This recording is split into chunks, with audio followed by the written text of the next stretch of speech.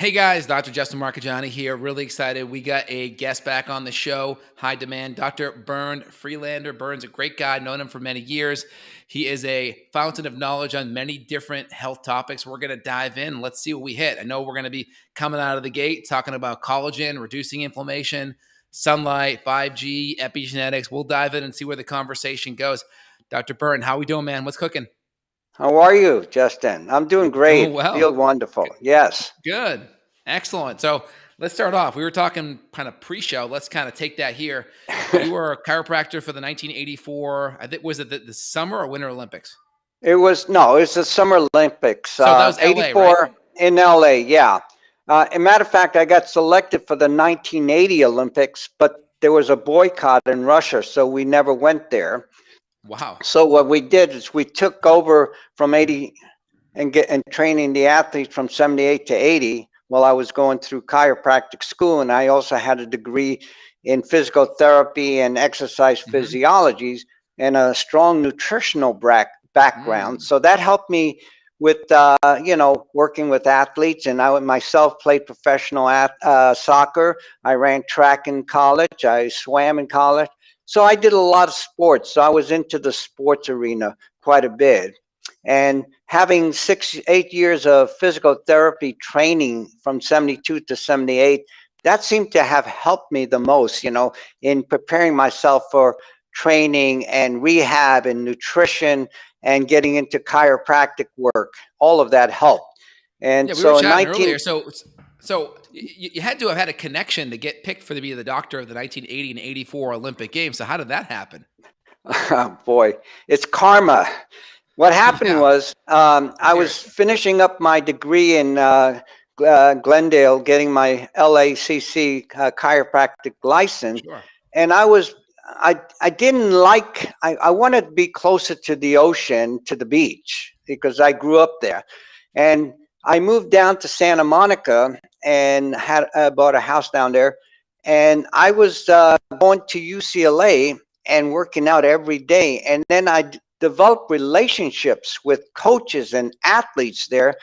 They started realizing that I had some knowledge about training and rehab Hmm. and Hmm. also injuries because of my physical therapy, and they found out I was going through chiropractic school and I was getting my degree Got there. it. One of the coaches, Bob Bush, they named the stadium after him at UCLA. He asked me to Wow. work with him and many of his athletes. And they were training for the 84 Olympics because the 80 got boycotted, and we were working for the 80 at that time with Bob Bush, but we got, canceled. So we started the program again at UCLA, and then I gravitated to Pat Connolly, who was training Evelyn Ashford, the fastest 100, 200-meter women athlete in the world at that Wow. time. And then I was working with Bob Kersey, who took over for Bob Bush as the head of the UCLA track and field coach. And he started using me for all of his athletes and training them and rehabbing them and giving them exercise programs, and then work on nutrition as an alternative to steroids, because that was my background there at UCLA, was working on alternative to steroid programs for the athletes. And Mm. then I started to gravitate with him, and all these athletes were coming down to train at the 84 Olympics at UCLA. So many countries came, England, Russia, Germany, East Germany, all these Yeah, countries that's came crazy. down to train with us. And then I became very good friends with John Wooden and the president of UCLA. And he saw what I was doing, and he came up to me, and I treated him on a couple injuries that he had. And he says, I couldn't even walk the other day. Now I'm walking today. It's amazing. So he Wow. asked me to come in, and he gave me a position there, an honorary molecular biology degree that he gave me. And he asked me to head up the Sports Medicine Research Center at UCLA. And that's how I got involved with everything. And then the coaches that I was working with, they asked the U.S. Olympic to have me on the team. and that's how I got involved with it. And I also had my own athletes that I was training for the '84 Olympics, like Ron Brown, and I was working with Carl Lewis and other people like that. So I had quite a few people. Bob Kersey had all the female athletes that I was training with. So when you look at a lot of the athletes that you've had insight to, how good were their diets back then? Were they pretty crappy and No, they just were relying on good training and genetics, or were they dialed in back then? oh The my good God. ones. I mean, Twinkies was their popular dish. Can Of you course. believe it? Back then they were Peanut just butter. crazy. Yeah, peanut Yeah. butter Reese's cups. That's what they ate. And that's why they Wow. were always inflamed and injured.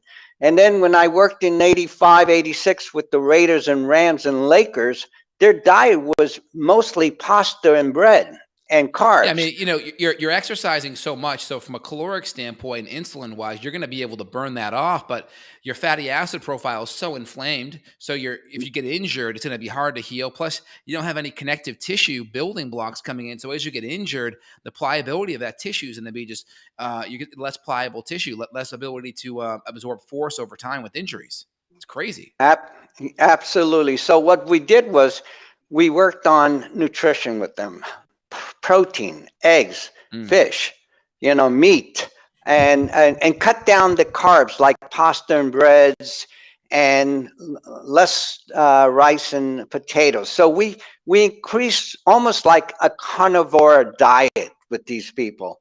Now, can, And, can you and do healthy starch? I mean, obviously they're burning a lot of carbs. Could you do starches like sweet potato and squash, or even white potato? Would you kind oh of yeah, consider those still more anti-inflammatory type of starches? yes, yes. But you were As trying to long keep the as grain and gluten back then out in the early '80s too. Yeah, we knew it was leading to a lot of inflammation. I was very fortunate at UCLA that I was involved with so many great minds. One of my patients was Roy Wolford, who was the father of caloric restriction diet. So I learned everything about restriction diet and what it contributes to and how it works on the body. And he took it too far into it. I did not. I kind of realized that we can't do a strict diet like that because we need the calories or we're going to have oxidative damage and stress. And the athletes need to eat. They need 6, 7 meals a day. Oh yeah, Okay. And they needed small protein and they needed the right amount of carbs from vegetables. They have to be cooked. And potatoes, they have to be mashed potatoes, or rice, they have yeah, to be white, and they have to be. yeah. And we added butter with it, not ghee at that time because we didn't have ghee, but it was mostly butter that we used. We used Right. butter for all our training sessions with the athletes. And then Wow. fortunately, I got many companies donating research to us, like supplements, like CoQ10 came from Japan. Didn't know anything about CoQ10. We started using it. Saw amazing results. We started Wow. using Pignogenol from France and started giving that to the athletes and saw an increase in oxygen levels. It was amazing. And then Knox Gelatin came over and supplementing us with Knox Gelatin powder, Back then? which Wow. then that's how I got into the collagen. Before I didn't know anything about it, and I started talking to the Knox Gelatin chemists at that time, and they were explaining to me how important it was in rebuilding and rehabbing. It was more for rebuilding, regenerating, and helping with injuries, recovering it faster. And that's what we use at that time. We use a packet of Knox Gelatin with vitamin C 3 times a day, and the increased results were amazing with that. Wow. And Now, that's when let's talk about the amino acid difference with gelatin or collagen. Obviously, collagen peptides is probably even better because those long chain peptides are broken down, so they're better absorbed. Would you agree? gelatin is a great product, but it has to still be broken down by the stomach. Okay, you need Right. hydrochloric acid, you need pepsin, and you need B6. Yep. Collagen is already broken down into peptides. I just knew how to do it even faster and better by Hmm. eliminating by doing a certain enzymatic process to making collagen, which made it into a singling peptide. So you have what's known as a singling peptide collagen in your product. And So that's let's what talk you're, about that. So what's a signaling peptide? What does that mean well, specifically? what it Obviously, does, it so actually just to turns, go ahead. it turns No, go ahead. on the signaling effects of the peptides in the collagen. That's what it Mm, does. So you're going to get better utilization from it. That's all, I started it in an 84 collagen. I was probably the only person out there that knew a little bit about it and was trying to find researchers out there. And there weren't that many companies making collagen. There was only a few companies. And then I started in the 90s, I started meeting a guy, Bob Busher from Great mhm, Lakes. He was the only other fellow that I knew was into gelatin and collagen at that time. mm, He was more into gelatin. So Great Lakes was more of a gelatin thing. And then as I, got into it, I realized that you, as a chiropractor, your mhm. patients coming in are all cartilage damage, are ligaments, tendons, Oh muscles, yeah, and bone. And so I realized one of the most important foods we can supplement people with is collagen. And that's how I got absolutely. into the collagen business in the 20s, 2000s, because at that time I was just using whatever I could from anybody, it wasn't abundant at that time. Today, everybody's using it. I got David Asprey, Bulletproof, involved with it. He didn't know anything about it. I got Vital Proteins involved with when they came to my lecture at Expo West in Anaheim, and they were listening to my lecture. And that's how everybody got involved. They realized the importance of collagen. And one of the key importance of collagen is it's devoid of three amino acids. It's the only protein on the planet that's devoid of these three Cysteine, amino acids. tryptophan, and methionine. Yes, and they're Got it. leaders of mTOR, which are inflammatory compounds. They cause oxidative damage. They can lead to thyroid oxidation, thyroid damage. So it affects mitochondrial function, and that's the molecule that we all live on. It's mitochondria. That's the key. That's what I studied over 30 years ago, was how athletes train and why do they train differently in different countries, and what Right. makes a good athlete versus a bad athlete. Why I saw the Kenyans and Jamaicans and all these other athletes being so good at in track and field, it's because sunlight and mitochondria was the predominant thing in the 80s that I didn't even realize then yet, that I discovered later on was the key to everything. And the type of foods they ate, which was very gelatinous foods, collagen derived foods. That's what we ate, No, many hundreds of years ago, or maybe 30, 60 years ago, 1,000 years ago. We were more gelatinous people. I want to dive a little bit deeper in there, and we can go. Then we can move on. But collagen is so important for me because one, like you said, we eat a lot more muscle meat, which is going to be more methionine, cysteine rich, right? Not Right. necessarily a bad thing, but we're missing the connective tissue because we always talk about old foods don't cause new disease. One of the biggest, oldest foods there was soups and bone broths, putting the bones in the pressure cooker or in the pot and really extracting those amino acids. So collagen is really high in hydroxyproline, proline, glycine. Both of those, one, are really high in connective tissue. Glycine is so important for gut health. That's, I think, part of the GAPS diet is a lot of these bone broths, which really, what's that healing property? It's that glycine to help with those enterocytes. So you have connective tissue, you have gut health, right? And they're also good precursors, especially glycine. That's a backbone for glutathione too. Can you comment a little more on that? Yeah. Well, we know collagen is a perfect food, almost. As you get older, what do they give you in the hospital? Jello, right? Yeah, except Because the it sugar or the it aspartame. Yeah, yeah, besides the other things, yeah. But you're getting a sort of a good protein that helps with yeah, recovery and rebuilding. yeah. It's One of the great protein. things Yeah, is we're eating a very inflammatory diet today. We're eating fried foods. The worst foods on the planet Earth for the last 30, 40, 50 years has been fried foods. Anything that is seed oil made with canola or even avocado oil, olive oil, any of these oils, they're very lipid oxidative. They cause mitochondrial damage. and thyroid damage, and Even causes to avocado every. though, isn't avocado a little bit higher of a smoke point though? I know it's you always want to use a saturated fat. It's better. Your tallow, your coconut oil, but isn't it a little bit higher of a smoke point than the other ones though? Yeah, but in the body, the oxidative chain of these fats, fatty acid Yeah. composition, are very long, and so they're more exposed to oxidative damage. And the Yep. smaller the chain is, the less oxidative damage we're going to have, you know? That's why And you want that's the saturated key. fatty acids, right? I mean, that's why Yeah, that's why McDonald's, they you did their want fries. get McDonald's did everything their from French fries at ghee and 89. butter. They did it beef tallow. They did beef tallow up to 89, then they went to soybean oil. So yeah, if you're doing a Absolutely. tallow or some kind of saturated fat that has the doesn't have all the double bonds between the carbons, they're going to be a lot less prone for oxidation, right? Yeah, so you want less of these linoleic acids, omega Right. 6, which is the Right. most conducive problems we have today to every disease we know of. And aging is number one. You know, my background was at UCLA was studying aging, you know, and athletic performance. And so I got into everything. What causes aging? It's a pathway that we take.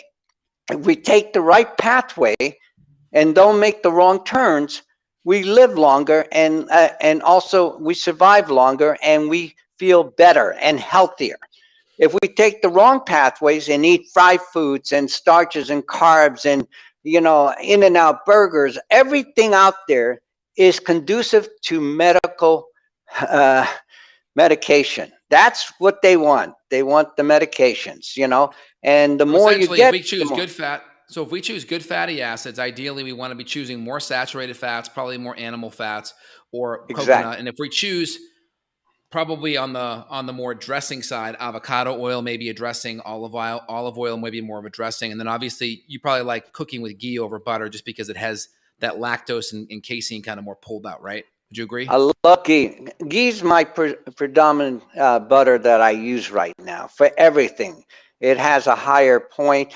It's very high in the antioxidant vitamin E, and it's very high in Gerald Pollack's book on Yeah. four phase of water, you know, Oh and how yeah. to keep, you know, we got to maintain that water in the cells. That's cells and gels, the engine of life. And I was very fortunate to meet Gilbert Ling on the phone, and Mm. Gilbert is probably the greatest scientist of our time who discovered how cells function and how energy works in the cells, in the cytoplasm of the mitochondria. And the MRI device was developed by Raymond Domanium, who we just lost recently. I'm so sad. Oh. He was a genius, and it was because of the water structure and the protein of the cells that was the basis for the foundation of how cells work. And that's how the MRI came up to play because of Mm. Gilbert Ling's work. And that's how Gerald Pollack discovered the cells and gels, the engine of life, and then the fourth phase of water. It all came around, it accumulated because of the knowledge of all these great minds we have today. And going back to collagen, one of the key things I Yeah. think is that collagen is on the nitrogen utilization, you know, chart. Egg is maybe number one, and collagen's number two, and then meat. So also the other thing what collagen does, it protects us from mTOR pathways, Mhm. inflammatory pathways, oxidative pathways. It the nutrients and the peptides and the proteins in the collagen balances us from Can you getting go a little bit more inflamed. into what mTOR is, just so people have a little background? mTOR is it's a rapamycin Yeah. compound, which helps to what it does when we're young. Okay, like we're growing up in that early 2 to 5, 10, 18 years old. We are growing. We need muscles. We need growth and repair, and we need cell growth. mTOR is part of that pathway. So that's what helps in helping cells replicate faster. So we get bones, we get muscles, we get Awesome. Yep. organs, but as we get to about 30 years old, these things can lead to damaging cells like senescence. They can lead to Yep. cancer cells. They can lead to diabetes, heart disease. they can overdo too much. And we don't want that extra growth at that period of time. We're already fully developed. We don't need it. So we need to keep it down. And it's the same thing with deuterium. The water deuterium is the same thing. We need it when we're young. Deuterium is a heavy hydrogen nuclear, that's found in all the water and foods all over the world. We need it when we're young. As we get older, it can disrupt the mitochondria from functioning and making ATP correctly. So it can damage it. There's a spin in the ATP process of the cytochrome 5, which makes all the electrons, takes the electron, photons, and protons from our food with oxygen and sunlight to make every single component of energy that's made in the ATP chain. And if we have too much deuterium in there, it slows down the spin cycle, so the batteries are not working as well. So All right, the you're saying body a lot of has. things. I want to break a couple of things down. You're saying a lot of good things. I just want to make sure I understand what you're saying. So first off, on the collagen, because you really went into that, right? Now, talk about collagen and mTOR. Is it because it's missing some of those big 3 amino acids? It keeps You need. mTOR low. So essentially, mTOR good when you're younger, anabolic protein bone, but at some point, having it too high as you get older can cause this cancer growth. So collagen amino acids are in a profile that is going to limit mTOR. What else is that correct? And then what else can we do to also limit mTOR? It's cutting down. Well, collagen has the best safety factors because it has zero of these 3 amino acids. So if you have a certain level of these amino acids, let's say leucine is a mTOR pathway. It's a branch chain amino acid, right? Right. But leucine has to be over 2,000 grams, 2,000 grams of leucine a day. If you keep it under 2,000 grams, like 1,000, you're not going to get mTOR pathway because there's not enough of those amino acids to Got it. switch it to it. And that's why collagen doesn't have these tryptophan, methionine, cysteine foods, so it's not going to promote it. But certain foods in nature, like, organ meats and meats in general, can do that. If you're eating a lot of it, it will produce mTOR pathways.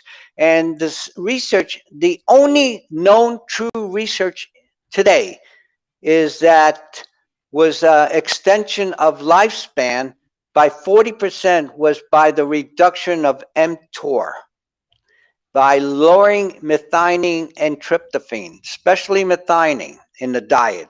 Low methionine diet. Richard Miller, MD, PhD, published this work, and now it's well known out there in publication that life extension is really by lowering methionine and then cysteine and tryptophan. So what else? You mentioned the omega-6, especially the processed omega-6s. It's really the omega-6 that's going to be from processing that's going to get oxidized and damaged and acidified. We have that. Does that affect mTOR? What about carbs? What about insulin resistance? What else in our diet and lifestyle can jack up mTOR? Anything that is the rich foods that are in tryptophan, methionine, those cysteine. So if you have a lot of high cysteine foods, high methionine foods, like, you will. I mean, if you over process too much of these type of foods, and a lot of fruits and a lot of vegetables have high methionine and tryptophan. Think of this, yogurt, okay? Yogurt whey protein is very high in tryptophan and methionine, especially methionine. So any of the whey protein that people are using today that are above 25 years old, 28 years old, 30 years old. There's so many people using it in their milkshakes, in their athletic performance drinks. Whey protein has the highest form of methionine. So you keep constantly taking that, you will get mTOR. And I have seen that with professional lifters. They got increased heart disease, enlarged heart. They had cardiovascular damage. They had kidney failures. So I've seen it with these athletes. So if you're going to have yogurt, have Greek yogurt, because the whey protein is totally removed from that. So you're not getting But what any of about the. glutathione, though? So a lot of these amino acids, like cysteine, for instance, a lot of studies on N-acetylcysteine with all kinds of different things, from lung health to glutathione levels to helping with virus stuff and viral replication and immune function. A lot of data on that being beneficial. How does that connect? Because we see a lot of data Okay. on some of these things being beneficial. Also, tryptophan, we know that can be really helpful for serotonin, sleep, and all that. How do those connect? Okay. Glutathione is a very controversial thing. I never use Mhm. it. Never have, never will. I've been doing cancer research for almost 40 years, 50 years now. And one thing I learned from the Germans, they were the best in this field in the 80s when they were visiting me, in the 90s when I went to Mexico and worked with clinics. Sure. Glutathione is an antioxidant that protects cancer cells from chemo, radiation, and surgery. They know how to protect themselves. They know how to build defense systems, and glutathione is one of the key defense systems that cancer cells use to protect themselves from oxidative damage, from death, or whatever.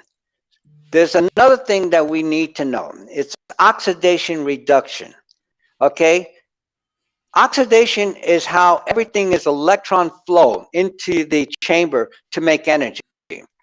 In the end of all this is the reduction state. All the electrons are received and they need to be converted back to donation instead of receiving only. If we only Mhm. receive electrons and don't know how to donate back, that's how we end up dying, and that's how we end up being sick, and that's how we start aging. It's called oxidation reduction, NAD, NADH, and there's one Yep. other thing that people don't understand. It's called glutathione, oxidative glutathione, and reduction glutathione. And everybody today is in that reductive state of glutathione, which is only grabbing electrons but it's not converting it back to energy. And that's what we need to do as a living system. We need to have those things functioning. Oxidative reduction states low, NAD high, NADH low. Then we have the glutathione stage, the oxidative stage, and the reductive state. And So I oxidative, want to I want to break some of it down for the listeners to make sure we're on the same page. So when you're yeah, talking reduction, reduction is nothing more than a gain of electrons. You have an extra electron, and when we're talking oxidation, we've lost an electron. And so the goal yes, with a lot of antioxidants, they're trying to come in there when they're in an oxidized state. They're trying to give off that electron to bring that electron back up to a stable place. Is that correct? right. But Yeah, then I want a to make sure lot the of listeners get that. yeah, a Go ahead. lot of the antioxidants are in the reduced state. Think of vitamin C. What is vitamin C? Vitamin C is an antioxidant, but in the cell, it's a oxidative state. In the normal chemistry of the cell or vitamin C supplements, they're in the reduced state. So they need to be converted inside the cell to dehydroxy acid, ascorbic acid, which is a oxidative state of vitamin C. Vitamin E is one of the few other ones that really is a very strong antioxidant that can be used as an anti-inflammatory, as an oxidative state um, um, vitamin, and not too many. A lot of your polyphenolics of all your fruits and vegetables, especially Yeah. your juices, they have a lot of flavonoids, and flavonoids are very important in reducing inflammation, but Oxidative also stress. they're also reducing oxidative stress and promoting electron flow in the electron chamber because they can produce increased electrons and oxygen, and How, that's how, what do, we how does need. the sodium potassium pump come into play? Because we know sodium potassium really important, and we know a lot of these vegetables have a lot of potassium. Many large percent of the population is deficient in potassium. Where do those electrolytes come into play here? Okay, that's Gilbert Ling has shown that these cells do not have sodium potassium pumps. They don't work that way. Really? That's Gilbert That's Ling. like That's every why physiology textbook, though. I know. Read Cells and Gels, The Engine of Life. Ray Peat is one of the best in the field in understanding sodium pumps, and Oh, we he need and some. potassium. We need these electrolytes, though, right? No, we don't really need it. We get enough of those in the cell. Here's what it is. If you study the electron mitochondria, Douglas Wallace, he's the father of mitochondria by far, Sure. and there's many others. Every disease, 99% of all disease is based on what we call mitochondria decay. Okay? Hmm. It's the damaging effects of mitochondria. Okay? Okay. And that's all the diseases out there. And so what we're seeing is that in nature, there is no energy is required by the cytoplasm of the cell. And that's where the mitochondrium takes electrons and makes energy, ATP, and that's how the cell survives. And water is key in structuring the cells, the gels of the cells, and so is protein. And that's why it looks like a jello.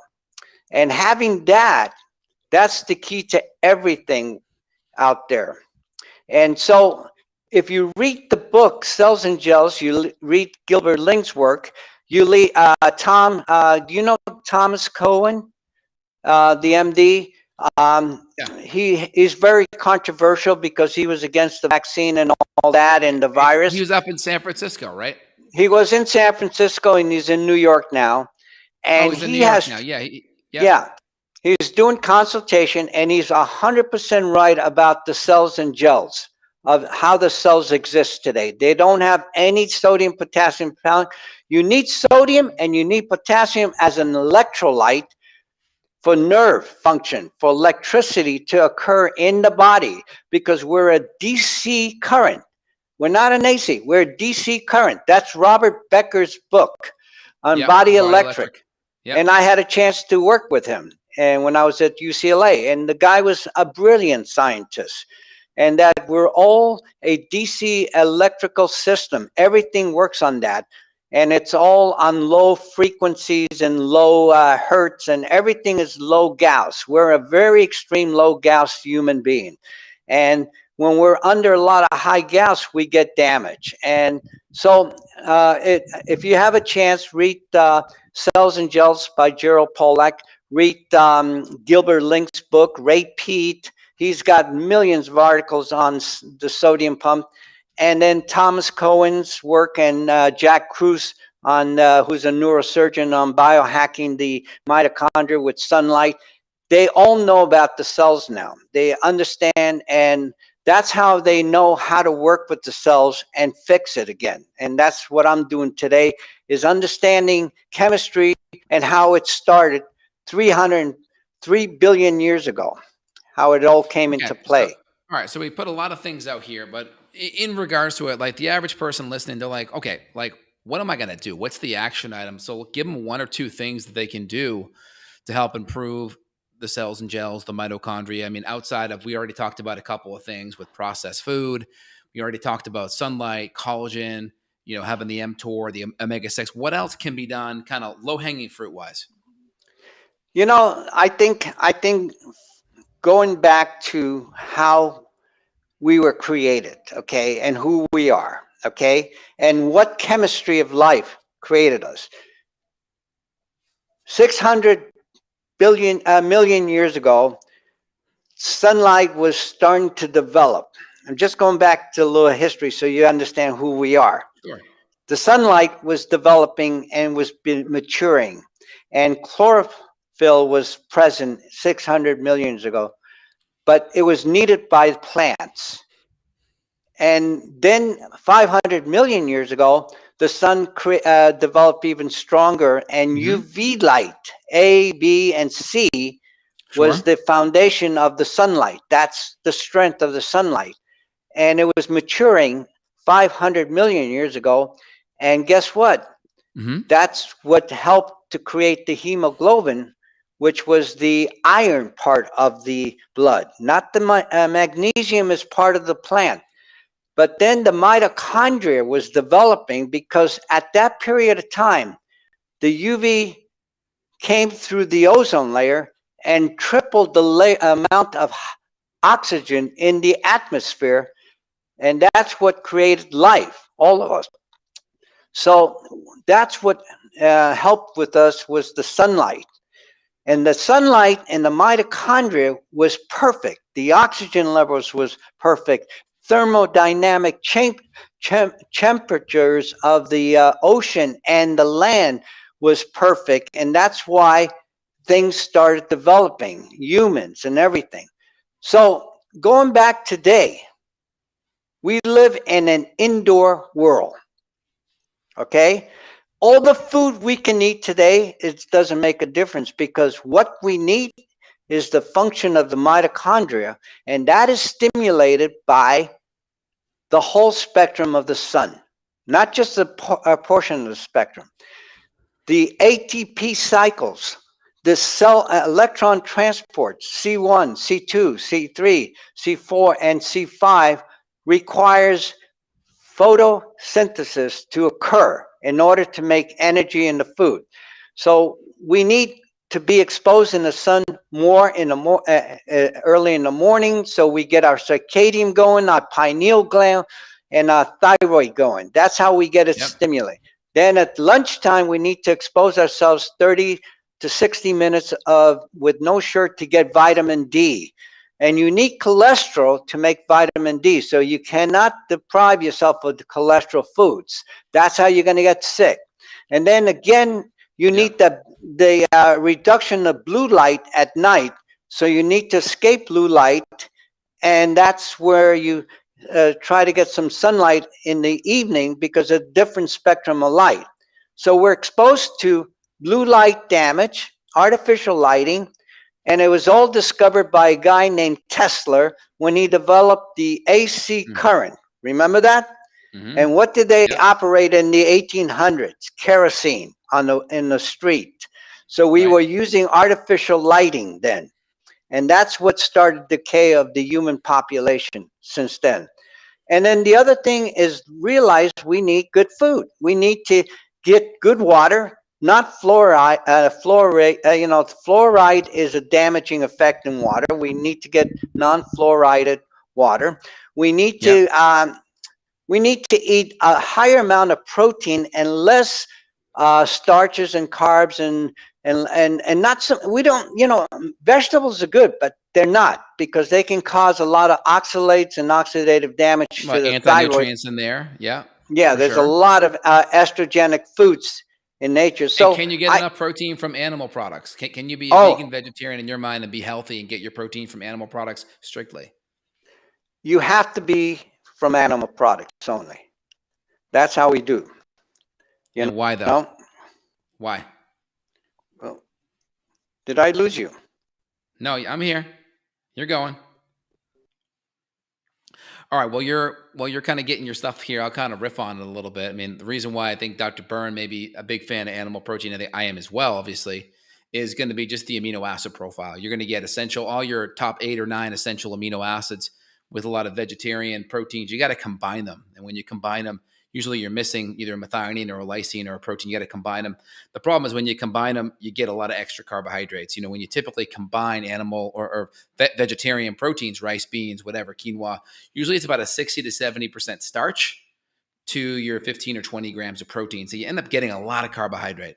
So people that tend to do okay on a vegetarian, vegan diet, they tend to be more ectomorphs, tend to be people that do well on high carb foods. If you're more prone to insulin resistance like I am, or most of the population, you're going to get too much carbohydrates for you and for your activity level. And so you really got to choose good animal proteins where you get the proteins, you get the fats. Obviously, you're also getting less omega-6, less of the inflammatory foods that are going to be in those vegetarian proteins. So it's good to get it from animal sources that are pasture-fed, naturally raised, grass-fed, whether it's eggs, chickens eating bugs, whether it's beef and grass and cows and grass, whether it's chickens, whether it's lamb, pasture-fed diet. It's going to shift that fatty acid profile.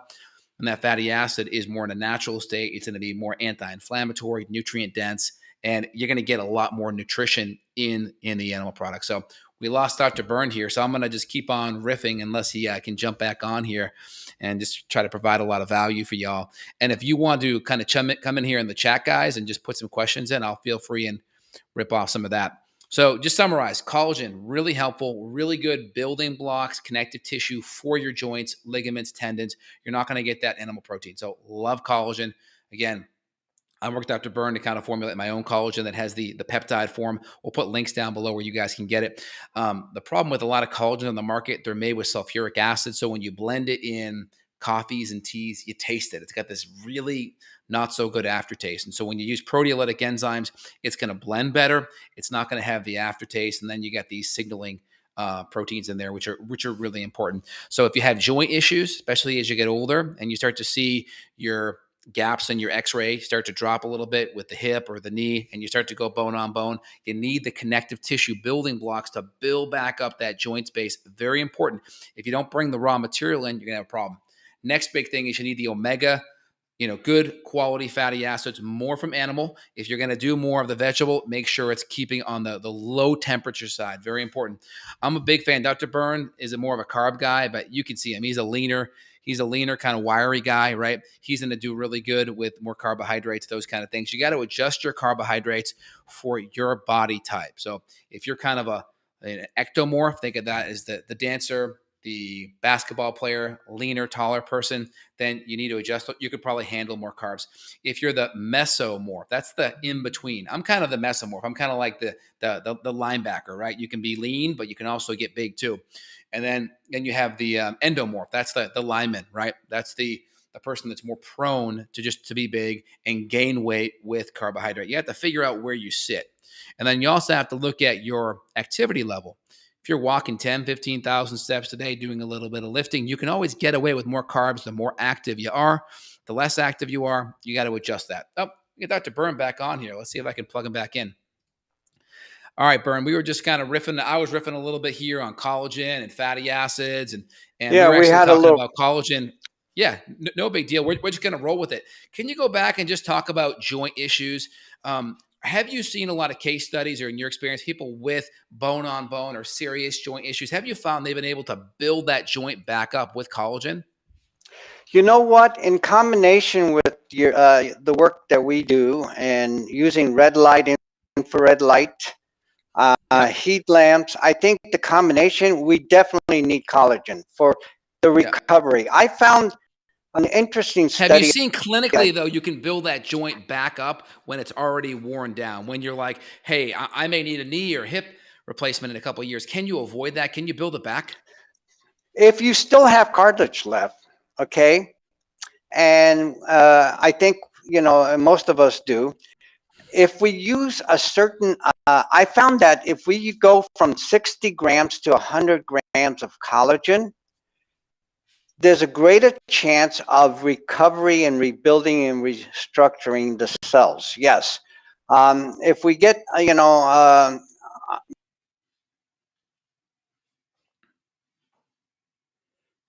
Oh, we lost some folks. I'm going to keep riffing here. So, yeah, Bernd's talking about bringing that collagen up to 100 grams or so. Again, usually you get about 10 to 15 grams per scoop. I do about 20 or 30 grams a day. I put it in my coffee. With my collagen, it blends well. It just acts like a creamer. It just thickens it up. And then I'll throw a little bit of butter, MCT oil, and blend it up. I try to get good fats because you got to think of eating good, healthy fats. That's support for your cell membranes, right? Cell membrane health is so important because that's how your cells communicate. And the more you consume fatty acids that are going to be more on the oxidized side, that's going to create oxidative stress. That's going to deplete your antioxidant reserves. It's also going to make your cell membrane stiff and inflexible. We're just talking about cell membrane stiffness with all the excess fatty acids here. But go ahead with the collagen and the joint recovery. so I feel if we use a combination of vitamin D, Yep. calcium, and a good calcium diet, and Yep. keep the collagen up about 45 to 60 grams a Yep. day, That's what I which is recommend. and I've had 100 grams a day with many of my athletes. I've seen faster results from collagen. I've seen better results with the higher level of collagen in the grams, adding calcium, vitamin D, and light therapy, and as much as heat we can generate into that area, so we can Do you get prefer better more beef circulation. collagen over like chicken or a fish multi collagen? Is there a reason why you like the beef better versus the other? The reason I like beef better, and I, I've used it only pretty much in my whole career, going back to the 80s. Maybe a little pork at that time because of gelatin. Yeah. Um, at least today I know I'm getting quality. With beef, I know I can get grass-fed beef. Chicken, there's no way of getting grass-fed chicken. They're mostly Yeah. using soy and corn, right? Yeah, it's a And problem. so you're getting hormones in there. You're getting estrogen in. And then in the no control of the environment that in, because there's so much contamination today in the water and what they're feeding them. So I don't really use that either. It's all because of the process of how they're made. If I can get collagen and I get beef that's grass-fed 100% all the way to the end, I know I'm getting quality and I'm getting, Yep. consistent results. That makes So sense. That's very good. yeah, And how does the what the animal eats, whether it's cows eating grass or chickens eating bugs, how does that affect the amino acids? Do you notice like collagen from, let's say, factory farm chickens or factory farm cows? Does the amino acid spectrum in that collagen change? What shifts? in collagen, the only thing I notice is the quality of the collagen comes from a good source of grass-fed cows. Okay. Um, so I can tell the difference with my clients and patients for years. Their response, their results are better. I'm getting More anti-inflammatory? yeah, and I'm not getting any of the inflammatory conditions, and I don't have to worry about any of the hormonal factors that may be Yeah, found that in makes sense. residues, in really low Residues, yeah. residues in these things, know. And then the vitamin E level in collagen is a little bit higher in grass-fed animals than, and they're lower in PUFAs, the polyunsaturated fats. So Yep. I'm getting almost none of that in my grass-fed. That's good. So someone else listening here, we talked about sunlight. That's easy. Obviously, we don't want to get a sunburn. We talked about mTOR and insulin and fasting and fatty acids. What else can someone do to kind of help to kind of start signaling those healthy anti-aging epigenetics, right? The genetics are just kind of what's there. That's the hardware that's already written. We're talking about the epigenetics, which is the software to help maximize that hardware use. What else can we do to optimize our epigenetics to be in that anti-aging, healthy aging kind of path? Well, eating a good meal, right? Having the right Of proteins, course. almost reducing the levels of polyunsaturated oils from seed oils. Um, the other thing is, Anything else more nuanced? Anything that like yeah, my like listeners know reducing that they stress, get that. Anything else that's more nuanced that they may not have heard before? reducing stress, go for walks, Hmm. get in the sun more Hmm. often, eliminate the amount of exposure indoors with blue light technology. You know, Mm. put if you go into bed, here's the most important thing you can do. At a certain time in the evening, do not look at your video or cell phone after 5, 6, 7 in the evening. Okay, get your body and mind ready for sleep and regeneration and anabolic steroids and all the stem cell that comes at night that grows back. Get rid of all the Wi-Fi. Turn it off. Do not Mm. have your cell phone in the bedroom. Put it on airport mode, or Hmm. I turn the whole phone off, and I never have my Wi-Fi on during the days, most of the days that I'm inside, and I'm very rarely inside. And so I try to keep my bedroom free of any EMF, electrical, magnetic, or radiation. And I have a meter, and I use that meter to give me sort of an idea what's going on. Which And meter do you like? I like the tri-feel. That's the one I use I have because one over there.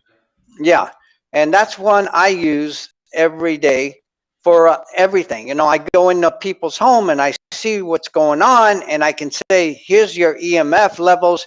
You need to reduce that. And the only way to do that is unplug most of the electrical, keep your refrigerator, yeah, and you know, certain things on, but you can pretty much turn everything off. And if you can, the best thing is get a ley line. You know, I know we're out of it. People don't even know there's ley lines anymore. But you What's know, that? we don't. A ley line is where you're plugged in everything. You know, A and landline, a landline for yeah, the internet. yeah. I'm Yeah, sorry, landline. I meant land. yeah. Yeah, Yeah, no, some of my um, patients, if they're, you can also just try killing your breaker box to your house. Just kill the power for the night. Again, may not work yes, yes, if you yes. got a fridge going, but you can at least kill your room if you want. Again, it just depends upon how chronically sick you are too. You know, the more sick You're you are, right. the more you can decrease that electromagnetic stress. If you're pretty healthy, you could probably that's probably something you can adapt to. How do you manage the 5G stuff? Because that's kind of everywhere now, and these things are No, you smaller. It's can't. harder to avoid. I go in the sun pretty much every morning, every afternoon. I'm 2 or 3 hours in the sun. If I'm exercising outdoors totally. I'm walking, I'm grounding myself. I walk in concrete, or the best ideal place to walk is in the beach. You know, being by the beach is ideal. That means there's no 5Gs there, and you're grounding your body. And you know, getting back to nature. That's really who we are. And try to limit the indoor as much as you can, unless you know, get John Ott's. Lumeran or any of those full spectrum lightings. Start using natural lighting back in the inside. You know, no LEDs, and you know, try to avoid that and get more of a full spectrum light where it almost gives you the same resonance of a sunlight. You know, and that's what you Love want it. to do. And eliminate as much as you can 5G. Just don't be near it. And like I said, don't be on the phone, don't be on a video, and avoid it. And I wear blue light glasses for the last 10 15 years anyway at night. So if I'm exposing myself to anything, I always wear my blue lights, and I have it all over my house now. Blue light lamps, you know, where they Excellent. produce red lamps. I love it, Dr. Byrne. Very good. Well, anything else you want to highlight or leave with the listeners? I think you kind of put some really good information out there: fatty acids, collagen, the right types of collagen. We talked about sleep. We talked about light. Obviously, with light, you don't want to get burned, right? You want that minimal erythemal dose, morning hours, Yeah. right? Eight, 9 or so later on, but just don't get burned. Would you agree? Well, here's how you do it. Your body you know, exposing yourself to UV light is how life started. Okay, that's the creation of every living system in our planet. Okay, and UV is part of the importance of the mitochondria and building the mitochondria and all that.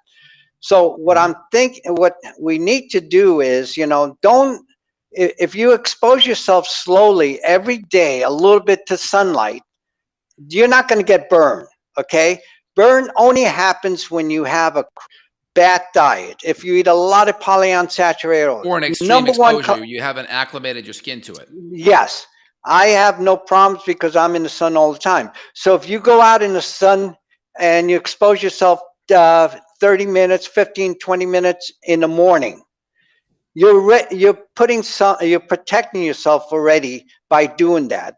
Then at lunchtime, 12 to 3, where UV is the highest, you're not going to be damaged by it so much because you already developed a defense mechanism against that through You got the early that solar sunlight. callus, right? That solar Right. callus, right? And if you're worried about it, take an aspirin. And if you take an aspirin before you go out in the sun, you won't get burned. And this was a study done in Israel and Australia about Hmm. 1990s that sunlight, taking an aspirin before going out on the sun doesn't cause any inflammation or sunburn. And that was one of the true studies that they done in Australia, the papers I read. It was phenomenal. So I take aspirin every day, especially at night, to protect myself against clotting mechanisms and strokes and cardiovascular things. And So, why are you choosing aspirin over ginger or some kind of something a little bit more natural? Because doesn't aspirin have other type of potential side effects though, from a no, gastrointestinal upset or maybe a liver stress? when I attended the anti-aging conference in Las Vegas, one of the people I met at the one of the speakers was the head of Bayer aspirin researcher, Yeah, and his whole speaking assignment that day was on FOX2 gene. It's an anti-aging gene that's seen to be found in certain animals like, worms and mice, and now sure. shown to be in humans. Aspirin actually extended the FOX2 gene. So you're not going to get diseases in aging. And aspirin has probably more clinical studies than any other nutrient on the planet today for its anti-inflammatory condition, for its mitochondria function. I used to give my athletes coffee and aspirin to increase uncoupling mechanism, which is increases mitochondria function in the cells. So Hmm. it has so many potentials. It is a truly, instead of causing reduction state in the cells, which we were talking about, how oxidative states is the key in keeping electron flow going into the mitochondria and keeping our redox cycling function going. So we're donating electrons back to the energy chamber. Aspirin does that, and when you take it with coffee in the morning, it doubles the uncoupling mechanism. So our athletes, it's almost like a steroid for them. They can see a difference. And I've had people say, this is worse than a steroid. I've never seen anything so good as aspirin in coffee. And if you take it at night, it lowers the inflammatory condition. And one thing I learned from a cardiologist at Harvard was that it protects us from ever getting a stroke. When we get up in the morning, our cortisol levels are high. The potential for a blood clot to occur is greater at 4, 5, 6, 7 in the morning than any other time of the day. It's Yeah, because we're just getting up, see on Mondays, right? and and the blood is getting very stagnated, and there's a clotting mechanism, and aspirin protects that. It prevents the platelet aggregation so it Yeah. doesn't happen. What about So that's curcumin what. though? I've seen a lot of drug companies kind of focusing on the research of curcumin with anti-cancer. It's everywhere. Plus, we know curcumin is really good for that platelet aggregation reduction, the blood thinning effects. What about using that too? What do you think about other natural compounds? It's interesting. I worked with Elizabeth Mazio, Hmm. Mazzio, University of Florida, AMM. Okay. She's Okay. the leading world expert in inflammatory compounds from herbs from all over the world. Okay. Sure. And I've been involved with her for over 10 years now, and I'm on her board. And curcumin was not even close to being the highest in the anti-inflammatory or anti-tumor cancer things. There were so many other compounds like boswellia. If you're going to take anything, boswellia would be my second choice from aspirin because it has a COX-1 and COX-2 inhibitor. Okay. So Not you too, like only boswellia, which makes aspirin. sense. Yeah. And so there are many other herbs. She found that a lot of the Chinese 1,000-year-old herbs, 2,000-year-old, have tremendous medicinal benefits in anti-inflammatory and anti-tumor. And frankincense is one of the big ones, and Yep. boswellia and Same thing, ashwagandha. right? Those, yeah, ashwagandha is very good. I would Yeah. pick those over curcumin, and turmeric would be my second choice. My down the line 10th, 11th, 12th, because turmeric is the whole plant and has much more medicinal Right. purposes So if you had to choose, like with a drug like aspirin or ibuprofen, you would choose the aspirin any day. every day. because it Yeah. also has a key molecule in there that we discovered in one of the research at Ohio State University Medical Hmm. Center and at Florida AM. It promotes ATP production, mitochondria. Ibuprofen, Tylenol has a reductive state. Aspirin is an oxidizing state. It helps with oxidation. So that's why I would choose that because of the oxidative state. The oxidation of aspirin is very high. So it helps with mitochondria uncoupling. So we're getting more ATP production, where Tylenol and all the other ones do not have that. Aspirin's So, found profound effects on mitochondria as it uncouples mitochondria oxidation and induces mitochondrial permeability transition. Interesting. mm, Well, that's hmm cool. Yeah. I'll have to take a yeah, look at that. yeah, I Very have good. hundreds of papers on aspirin, so we can move on that anytime. Absolutely. Yeah. That's very good. Awesome. Well, I appreciate that, Dr. Byrne. Very cool. Okay. Anything else you want to leave the listeners with? Well, DrBurnFreelander.com. We'll put links down below and we'll put some reference links to the collagen that we're talking about. And there'll be show notes up with everything kind of transcribed for y'all. So if you want to go through there and actually read the transcription, that may be easier for y'all. Anything else you want to leave the listener with, Dr. Byrne? well, starting out the day, get some sunlight. Have a good breakfast. Don't skip on Protein. protein. Protein Yep. is so crucial that, again, in the utilization of nitrogen, there was no plant protein on the top list. This is scientific studies that were done. And so you want to stay on a good protein diet. You want to make sure you get plenty of sunlight. You do the right exercise. Don't overdo it. Don't get into oxidative stress. Occasionally be careful with fasting too, because fasting is a stressor. The body goes It under is. stress. So It's you don't want stress. to go on too much. People are doing too much fasting and not getting enough protein. And so the quality of repair and regeneration is reducing itself. So we're seeing more injuries. We're seeing more cartilage from, like you probably have. Everybody's talking to me in the gym, say, well, I got to get knee replacement, this replacement, that replacement, because, they're stressing their joints out and not eating the right foods. And like you said, collagen is necessary in keeping our cartilage up and ligaments and tendons and Yeah. muscles up, but it lowers the inflammatory mechanism that is produced by majority of all the foods we eat today. And that's all the fried foods and all the carbs and starches and Yep. wheats and grains. And we got Roundup in all our foods anyway. The So residue. that's another Yeah. problem. We haven't even talked about Roundup, and how it's damaging the mitochondria. It's Gut literally lining too. damaging the mitochondria. It's causing Yep. ATP damage. And That that's makes sense. another One last study. question I wanted to hit you with. So we talked about kind of cardiovascular exercise, right? There's a lot of different types of cardio you can do. There's some data on just kind of that long-term steady state type of exercise being harder on your adrenals, more catabolic. But there's data out there on Tabata or interval type of training is also, I think it's a couple of people out there. Peter Attia has kind of brought it to light, the zone 2 type of cardio where you're keeping your heart rate in that mid to low 100s. You're still able to talk while you're doing some exercise, whether it's rowing or an elliptical. What's your take on different types of cardio and their application, whether it's an interval, Tabata, zone 2? What do you like? What do you recommend for the average You person? know, being an athlete specialist, exercise physiologist, I have changed my attitude to a lot of these things from the Hmm. beginning when we were excessively training people.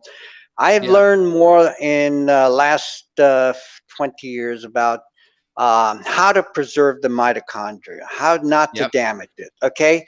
So if I do anything, I like walking. I don't want to stress my body out anymore. Okay. I've been an Olympic athlete. I've been a professional athlete.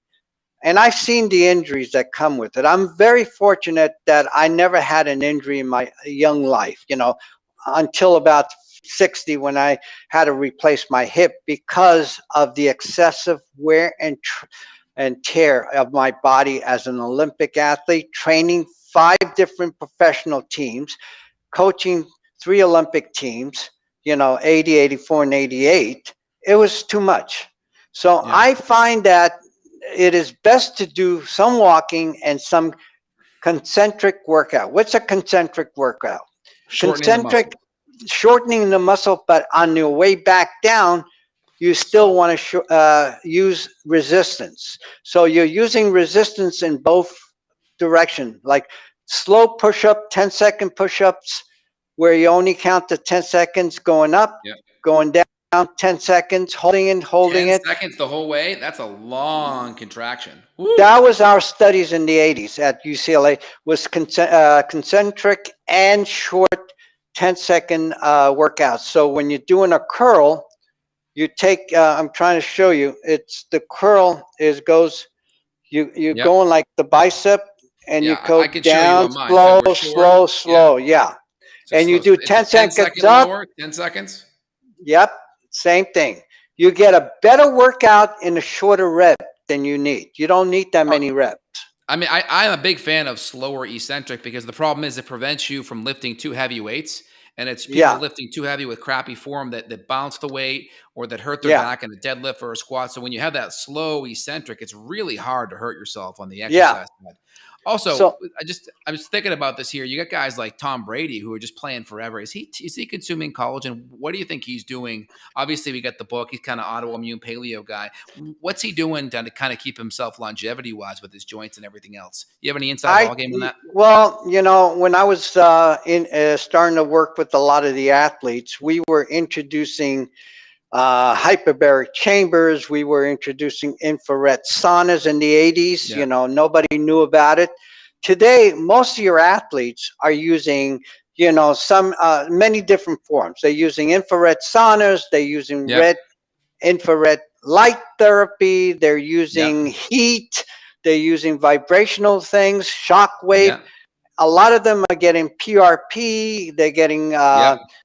ozone therapy. I can tell you a lot of these professional athletes and are becoming more aware of what's going on. I knew Tom Brady. I played basketball with him when he was in high school in Sierra Because he High was in School. San Mateo. Because you live Yeah, right down the street from him in San Mateo. yeah. He went to Sierra. I gave him a couple adjustments, Yeah, quietly at the gym.